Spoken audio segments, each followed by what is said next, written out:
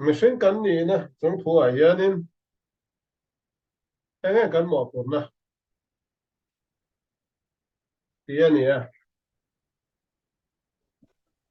machine kan ngai to huna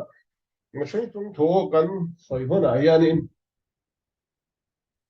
enge kan mo pur na tiang je zo kan condition sia da nga ya a chan chu machine jong jong hianin ele ba ta kan lo mo sil le fen ta kan lo mo tharau mi kanidu ke mai langin rel tram na in miron ha ka nga so zon mai ngai do na ri hal lo the lo kan nia ri te lo in ngai nga tharau mi kanidu a kati sa chang na dong ka kal sa nga ei lo in lovin ka om mai te ang kan ti zonin kan dam rei don lo ni kan thi chuan kan tharau subject zong zong pathian in miron an thak na zong zong miron fia na tu zong zong exam khati man lovin ama ne na kan kir le mai don ni lo man exam tak ngel nge miron pe ka nga a course zong lo ba kir le chuan to bang chana lo thei lo wa hian ei zon te a lo tu ta ti chuan an kham bia lo ma khanin pa khat lo chuan in pel du a me mai langin khowela om miau kan ni ba khanin khovel dan hian in meron fuara pathian mi e ni em malangin law of gravitation hnuai a ni om thawa law of the nature khanin aron phuar tho cha ni e atang chuanin pathian thil ma tho theina thil dang dai te poi chunga thleng ma na ni ma sang ni tin basi sa chuanin law of the nature kan ti a khanin khovel kal phung dan hnuai a khan kan om ten pa da chuanin kan chen na khua kan hrian kom te po khanin miron a sek theya misual ta zinga om chuanin fel reng hi lo paranga mi fel ta zinga om chuanin han fel mai te hi lo ol sabanga environmental influence hi a om mia lo kan ti thei chuang lo a om tu reng ani scientists in man is a social being an tia mani chaw a hian Robinson Crusoe khanin khovel leilung khovel a island a mo om tai len kan normal bak do lo yam zia chu pathian thu za ro pui hle mai kan tharau tan po kan in pum pek du ni ma sengin limitation me shreng ni na thua kan ni nei a zo lo rual khovel leilung in ardan hian in meron puar tlata chu chu kan tharau tan hianin chu po chu thlem na chi khat kan ti don nge exam na chi khat ania kan du lo wang ne lovin lalpa pathianin miron hriat chian chak awang khanin miron hriat chian do awang khanin hetiang condition hi alo siam dai ton ol samzo ka soidon chuanin vanangel kan ni lo mishing kan ni vanangel te chuanin rel ru chia putte do than he na te hi ke ni ang hian an nei ve lawa thil tam taka hianin an thobeng ma ma ni asan zo an ni le tang sia ban ni lo wang an rau em ni ko to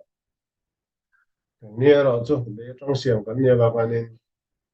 ti sa cha na te kham ye tang khan kan plan bo thei lawa so an chan vanangel kan ni lo limitation kan ni ti ani chu chu afia to tura be sei la en tin nge mani Mafia lo. Fiada dengan kasoya ni ma sengin kasoy ang hianin temayang kasoy ang tia hianin awat am jajo aril sila. Leya trong siam kan ne ba physical lust kan physical desire ya om sia. Tin kame physical desire po khanin basic need alo thailo kan nei lo thailo te. Pakhalama chuanin nei lo mai le poi lem lo luxury lam le khovel pong ponom chen na tan necessity ni mia lo surplus hebrai chonga motarot an tia khate nga po han desire lo chen desire de chu chak na khate nga to na ka soya hian kha commando sefet kan ti don nge a basic level chunga khanin khovel thila chak na kan ti hona khate po kha a chawng la om chho te then pakada chuanin environment ka tia khanin man is known by the companion he keeps. Tunen nge anin sian chat. Atang po kanin niye. A influence ka nidang tetangin kan dong thea society kan omna. Kan khotchen na. Burama kan chenge, zorama kan chenge, halera kan chenge, kan lifestyle, kan du zong, kan mamo zong. Ai nang khalo mai thun kan chen na mun azir khan. Alei lung khowela po hianin mun thiang lim bi harau ram bi khovel activity khovel lam thila in chena tura mun rem bi dekha amun le amwala po khanin khoi mun zong hi ai so the environmental influence ka ti khanin na ka sai zong dong te po cho la thun bel zel tu ka sai khanin a simple level a hianin hote angin shepat patilan so te ne ka tum bela chu so van chuanin a heading chu kha ka pe te wa tot fan lovin a heading im rem dan kha akal phung im ria chuanin ka du tok mai anga patha lu tuk to ani chu po chu hetla hian leilung khowela hianin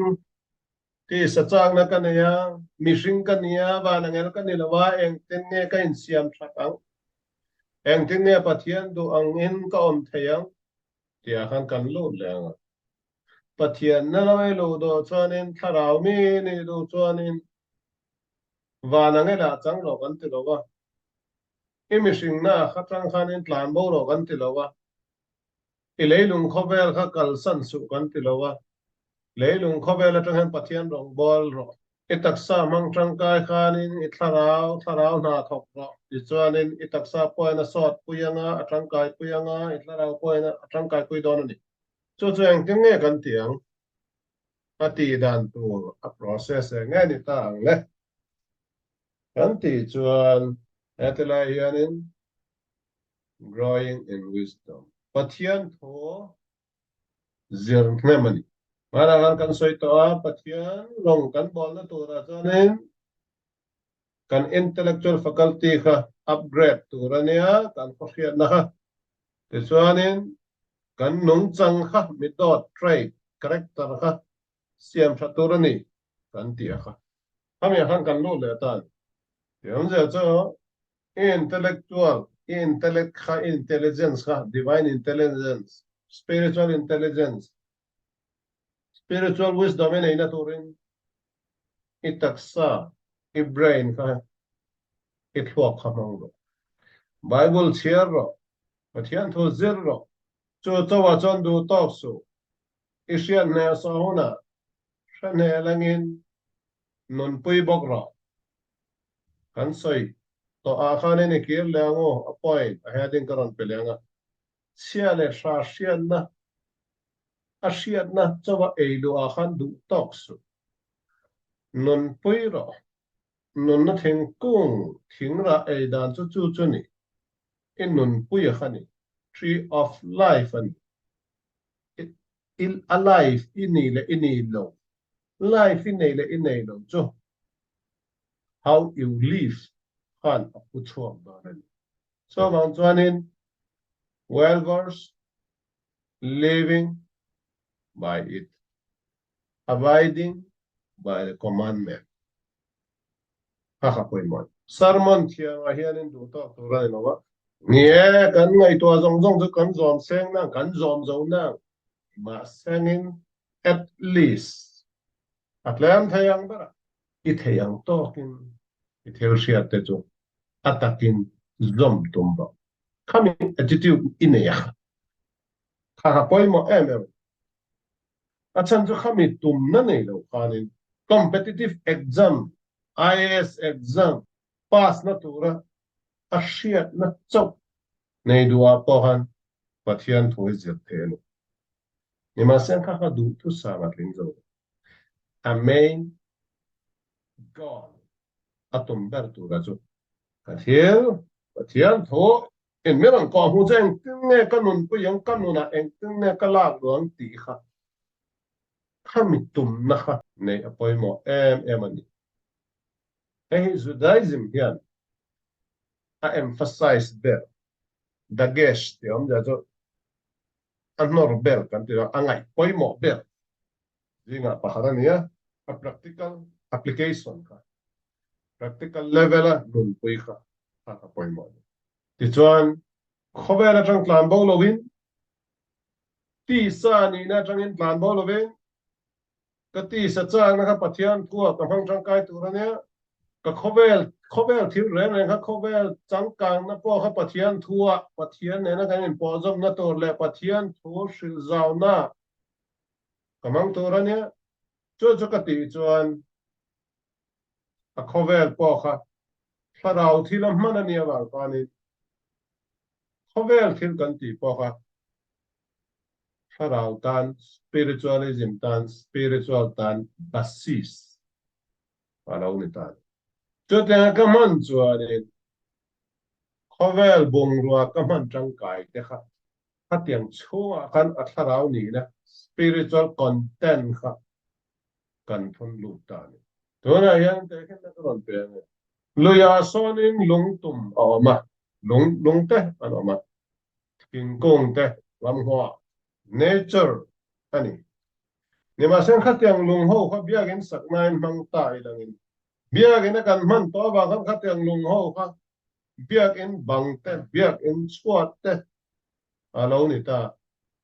lung mai ni to alo biakin lung alo ni ta Jerusalem atana bang kan ti so ya nga tinga kan ngai san ma president ro koi tak te po do sa san to ran trong trai to ran an ka Jerusalem sportsman te po min than tak te po vice starring te tak nial po anon kala lung mai ni so temple bang hu ni so ni lo lung mai ni to temple bang ni to part of the temple and to cho cha kal da nan khovel atanga tlan bo ne ka khanin khovel zong pai bo wa meditation pathian chok zon ai ma khanin pathian nem tran kho ma tarau ni na kha khovel chonga yanin a spiritual vitality kha thum zo urani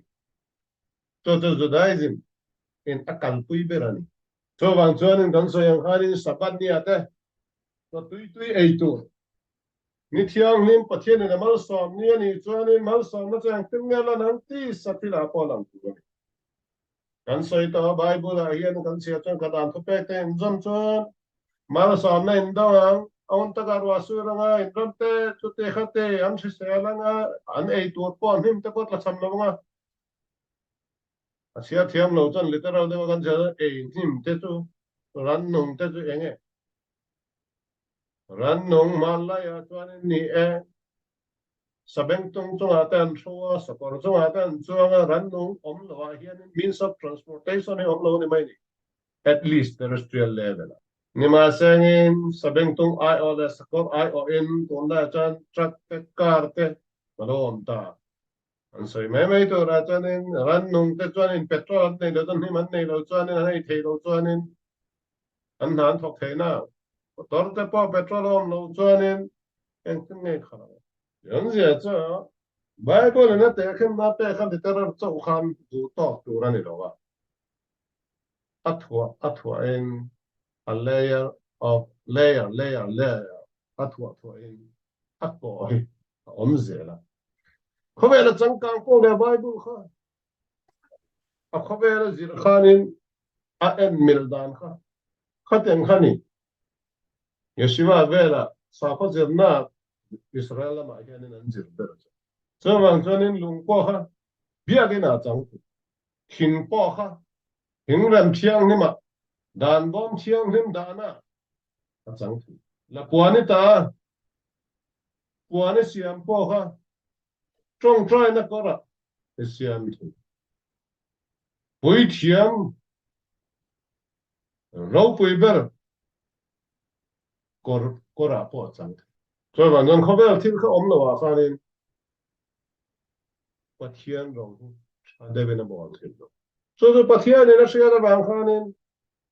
ka dan thi pe te in zo ma thadewa ka thuin oi chuanin khoveli in man tang kai thiam chuanin in man tang kai thiam chuanin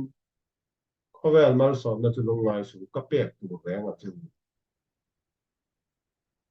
chu tu nia la do so bang chuan zo da te khovel nam jing a pa tlem ber an nia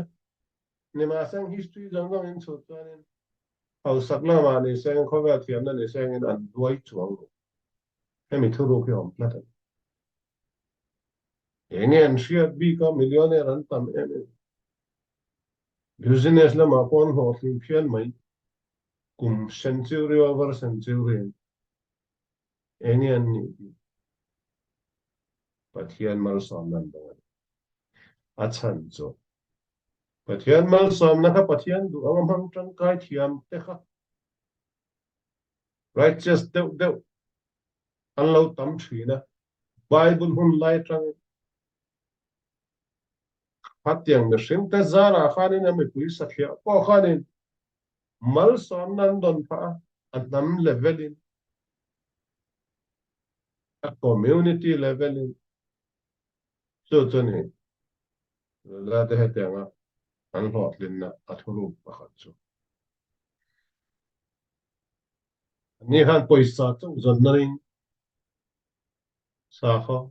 rong an bol lo pathian do anga poisa le khovel man ruam man thiam na hianin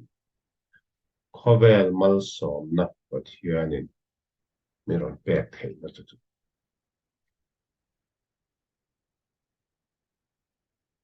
sa kho dang te chuanin khovel thil hi tharau ko ma tanga miron thuai boi bo thei ani an tia khovel atanga tlan bo hi an tum fo thri sa kho tam ta hian khovel thil hi melma angen la monasteria no pui pon nei lovin mei chia to khem na nia pathian nen kan in zom na pi boi so wang chon mei chia po mo phak lo ma monasteria monk ka tu ni me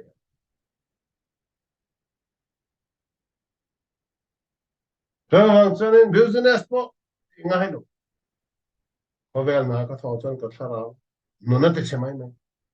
so wang chon kut doin ka wa me yam ja so eng wangin nge khat yang way of living ha aron chwa ta kan te jan tu na kan soi me ka en tu nge pathian thu hi kan la ti atang kha de to ma jan to na ka soi ya hian se class ka pek le na ngai hian in theology comparison ka ti dol lo ba tu sa kwa nge tu rin na nge dik ber tu ta nge dik lo ka kha adjust po ka ni lo wa ka adjust tu po ni lo wa ka sia dan chen klam te point Judaism in hei ala a dang chuan an la da hei hian ni mai thei an dik lo tia khanin comment ka pedu le an lo wanga a chan chu do than the kan ne ya pathian in khat yang han ti tu ra du lo chuanin halna apek sak lo chuanin an ni po pathian in khat yang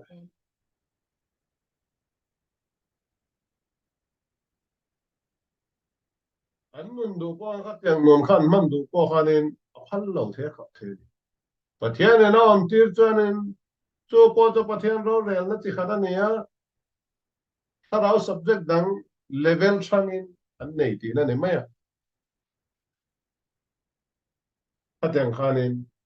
lak mai tu ra ne yam ya chu raf ku khianin parot ko de sa yan hatiang chu chang hi lem te ani chan hindu ma bodi se mo chu ani khovel nam che na jong jong phaksan in pathian an jong Judaism perspective a chan halakha ala ma chuanin adu ombera ni lo mai ni ma sen pathian hi ani ti tak zeta pathian an zon na chu a phatsan angem ti chuanin raf kuk soi dan pang tanga chuanin an theyang to pa an zona wang kharin pathianin thil siam zong zong hi thil sha an ti chuanin alo man a ui ngai lo a penge nge tri zuwa in hlum lowa number 4 in chik hlum lowa nu pui po ne ngam lo pathian meditation pathian chok bera khovel nom chen na zong zong ke chhuak ngam chu isa ko ne nei mil lo mai thei ni an be na sa da wang pathian in a thlo ni lo to au ti to an don chin tu do man cho ha tiang zong khan in clear tu ne a chan cho mind your own business ti hi apoi mo em em ke ni paganin ti sa khomi em em ni ma sengin ei ru tu rom chuanin aduam bera kan lo tel le ta anen lungtum po lo bia po lo ni ma sang misunderstanding bang ta po lo ni theyanga lungtum an biang na te po ha enge a inner significance a ko zo ka chu ti te po kan lo hria thiam pui lo wang te po lo ni theyanga so wang chuanin min thilan ti reng reng hi a inner significance a reason behind tiang ka hriat pui lo wa judgment pe tot tot mai he tiang hi kan ti nem po le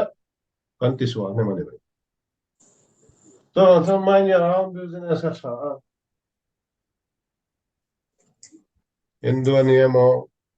sa kwa buddhist ani mo christian ani mo pathian thu zong zong an tu sa kwa na po hi ni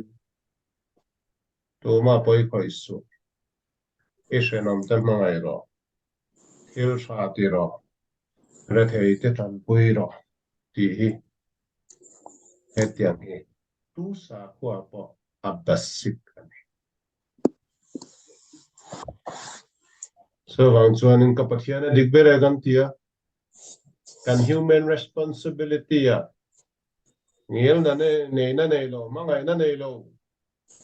re thei tran pui chang na nei lo mani ma sian em pathian dik ber bia in ngaya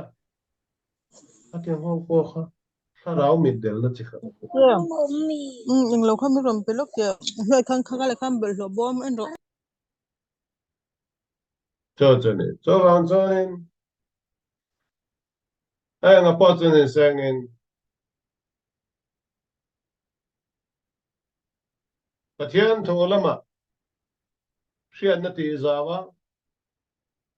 hriat chian le a theyang to ka nun pui tu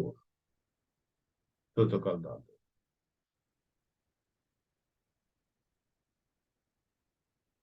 ti chuan in khovel thil kan man tang kai thiam po le a khovel po kan tran tuin lehi van anga chan tir thei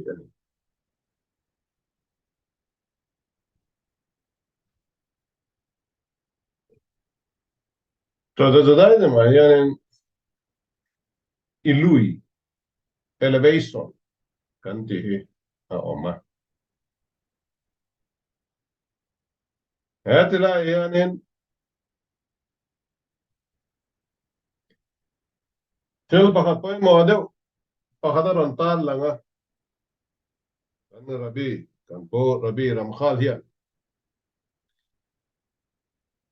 kan sayang khanin ani no chanin law of the nature reng reng a po hianin spiritual law of nature on lenga physical law of nature on lenga anin kung ka ani in an de nual na an nei fo thri a rule cho basic rule cho thil zong zong hi an ron in tran na kir le du na kir le chak na an de cho lem te kan der to tharau chu wa na tramania kan tharawi wa na akir le du kan tak sai le trong siamania khovel nom chen na tlak chiat tlak tha hi cho scientist awen basic de wa water cycle anti po tôi phiền riêng ni na kho tôi hoin à tôi hoin water vapor in an thok cho van la chu ma ten changa khi na le na mun sang ta an than na khoi te lai khwa chung ai mo chuan aron dai le ho na ruai na ron su ranga ruwa tôi te kha luya lui tam taka anon luwa ma lui zong zong khan tôi phiền riêng bo apan le do le trang siam kan nia kan dam lai ni khwa zo hona le ya kan kir le kan thara ba na trang ngon chu kan ya kan deuti kan zo hona kan hun bi tiam aral hona wa na kan kir le cho kal da na nia thil eng ki ma zingaron nia ron so ka lai lama nia tlanga zingaron nia ga pachak lama ron lang le mai eng kim hi sai ku tiana kan ko ni ma sen kalkual ma sengin kan dam lai ni kho kha kalkual kha kan man tang kai thiam chan kalkual tho si in tharau la ma khan tak sa thil khovel thil ko tian kan dom chawa wal tho si tu ren thau na tian kalkual ni lawin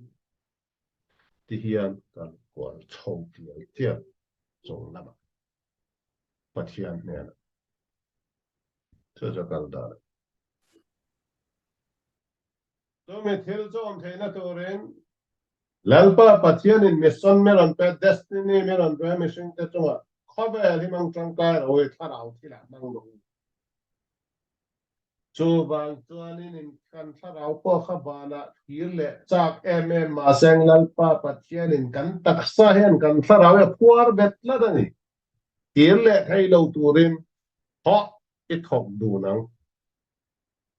và na yom chuan nuam ti zo mai thei ni ma sang duty nei ka kir tir don lo che chumi chuan ki chak thi du en ron thi thei lok do hin se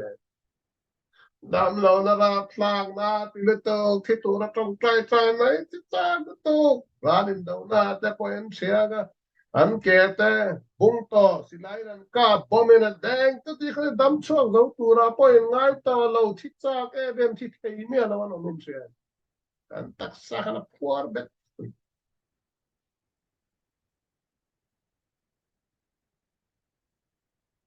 Superman ang thọ thầy te chu kan cha ka lam tu nga cha lo wa ni ma sang law of gravitation hian ni zo nga puar bet la dan howe la hian ni thọ tu ro I thọ don lo lo wa ro ka ro yan je chu kan thi lo thei lo mi tam takin he chang e sa thiam lo win howe kan ning ka in ok lo mai ang ko ko sa ka in phat mai ang ham ya wang kan nuam sa tu ren kan in ringa duty zo lo wa ron plan chia chu ai na khi leo nan kwa ki leo na mi nui zat siam na mai men don se payai lu ra do ngam lavin mel ma ta in tong ngam lavin iron plan chia tu in ngen nang to cross of iron mon pe voluntary medal tu in ngaron pe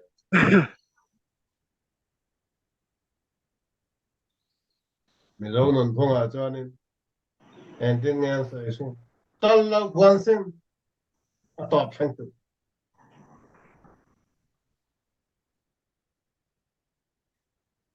samurai te ko yang tingan ming thang em tu thang ai an lo kwai sen nè à thôi pom cho mẹ chọn cầm lụm được không?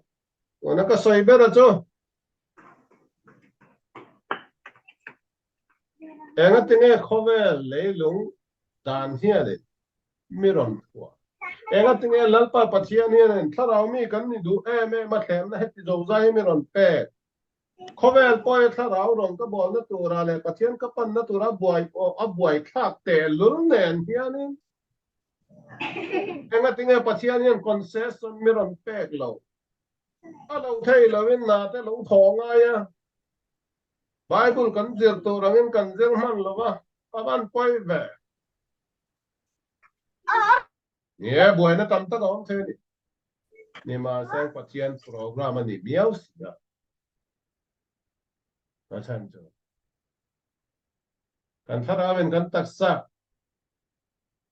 akal sam thei lawang khani kan taksa poi khopel hian in a puar beta khopel dan hian in a puar beta law of the nature pone government dan poi maran puar beta civil law poi maran puar beta etiquette kan ti nung chang moi om tok chi na midang ne na om dan ti khan mi ran puar bet jela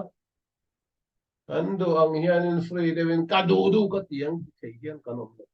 khovel ron me khovel ya ni to ranga man thiam hi alo har satak zeta pathian thur sa dewangon dewa zira aditer shia lo tan ti mai thei chi ni lo pathian kapiang tham to khoi mo pathian tam na ka eng ti ngei thong dan tu te po khasiat cho ni sarao lama ifin na ti po ro zero log bol ron ti na sa pong po at lo ngai ri ngot po kha an thel do at nuai po kha ni thel in kar ra ngai ti cham pavel thil dom chong na tu ra mani le mani in dom chok po har sat na la ya pavel an dom chok tak tu ra chuan in ni e systematic po nga ya pin ve po nga ya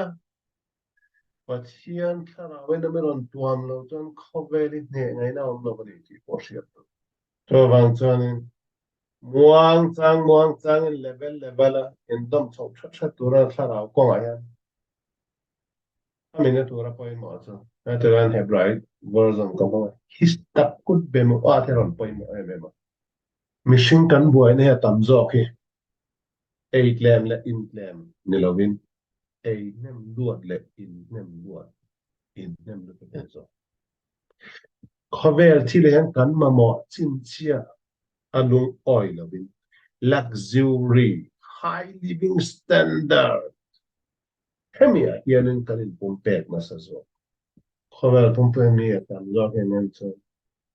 an har sa thuna pathian an pano anin to del the huna pathian ne ren kar an mai do chu chu rin na lama la cham pa ani lan pa pathian in ka khonga cha meron pan chuan ka lo mal so na ka pe cha meron hong ka san na tu le chuan I love you na thei le to har san na tong nangin dam lo nang meron a zo wa I cheng du zo beng khom zo ka okay my dear meron ti thei to ko cha chu po cho meron huat wa ni meron ma wa ni so ang don mi tam ta ke dik cha soi don chuan doctor kan lo kan sar te po nge a tul lo kan sel ron chang he lo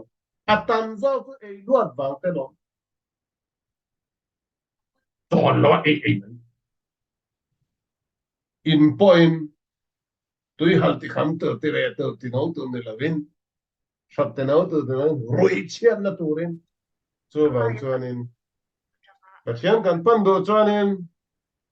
akal dan cho minimum basic level en du top thei langin adanga chuang ho kan nei zong kha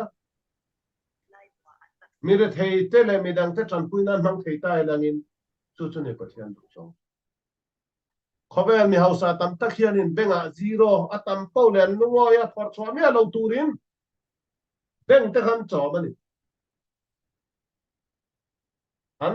an hausa le lu tuka an poisa khol jong jong kho an e man lo rang le a khol chawen an boya an thi thangin an khol re thei te pon chan pui nan lo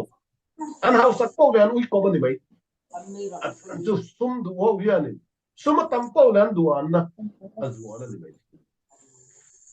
khami chawa khan ni lovin haten poisa nei jong jong ha pathian in duang khan mi re thei te chan pui nai man lo chuanin the destiny in life quite fulfilled only if around na if around mission na pani fair zero I call nem lutuka van ra mai ki leona I zero mai dore zero tam to paisa hisab ho ya ne an hisab ta bank account zero exact ne ka account na in bet zero tam tam kha to tin na zero to zero no fail ma ka lo yam ja chu house sakha ka dam lawa pathian mal somna ron pek chuanin khobel mal somna ron pek chuanin khobel siam thaturin society siam thaturin ni re thei te tran I tran pui thei na turin a pek chen beng tran pui na tur I man lo khopa benga ani ni khola mang ma achen be po kel pakhat garam sidong se lau salama poin lau salama po khan soya mi thachia teo pang pi te atrangen fel dan tai ma dan du ko tu so kan thiam tha om ni ma sengin karabi atranga pa hal ka zil so heti dai zo ko pang mi atrangin zo ro ti to parao lama mi fing ho yan rabi ho yan kin yan soi pang mir he adam lai ni kwa hi tharuk chawan kom chen be ni ma sen kom chen le tho chwa za hi kum ni a ei du ra tho chwa ei man lo na thoka ai thok lu ni mai chen sen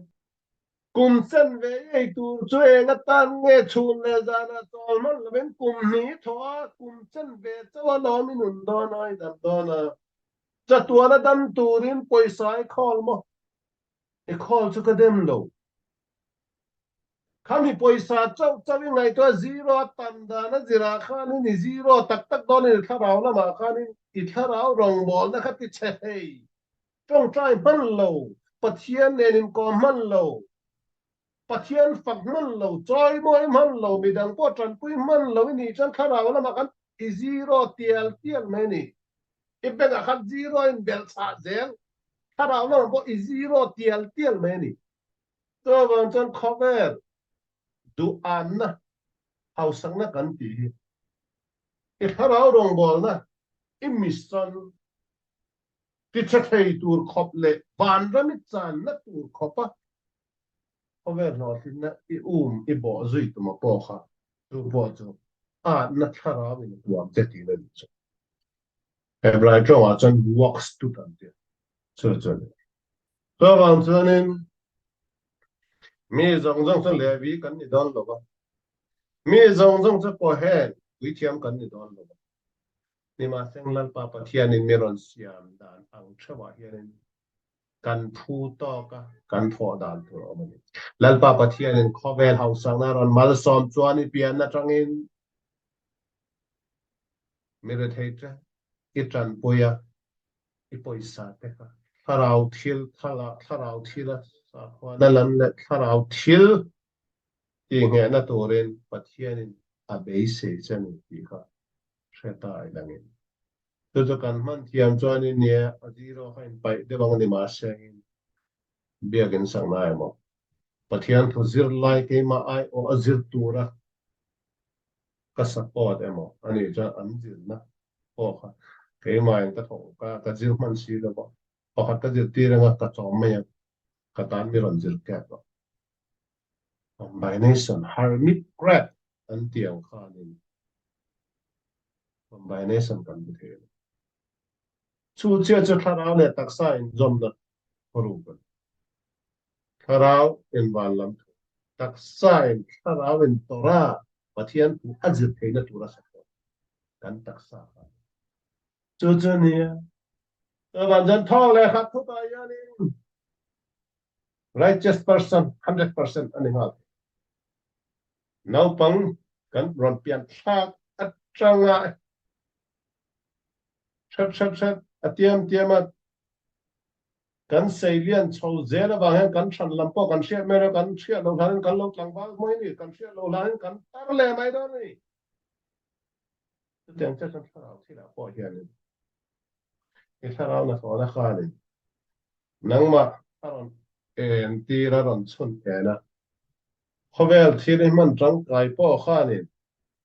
a khovel thi ni man tang kai thiam na zira kan aron chun en na tu kha step by step thok le khata ni lo slow and steady wins the race le ad an tia slowly kan tar lam kan shia lawang hian lungoi dewa pathian tho kan zir bel zela ti chuanin kan theyang topin kong tha a kan shia ka kan zo zela ti chuan kan shia lo nan khanin mi fel kan lo kan shia lo nan khanin pathian tir ko te kan lo ni dai tu man certificate me ro pe ngai lo pathian ta na in pum pe ka aduwa yom chuan amang tang kai em atir ko amang emang che a messenger a messenger to a messenger to angelic level ani to athan to bible again pathian van tir ko te kan ti pathian tir ko te van tir ko te kan ti messenger kan ti achang chuan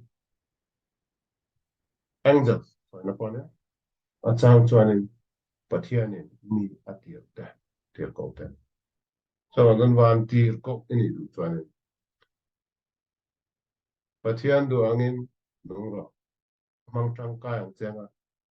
ama du zong u chuak tu ra mani ni chuan van tir ko mi nong ni dai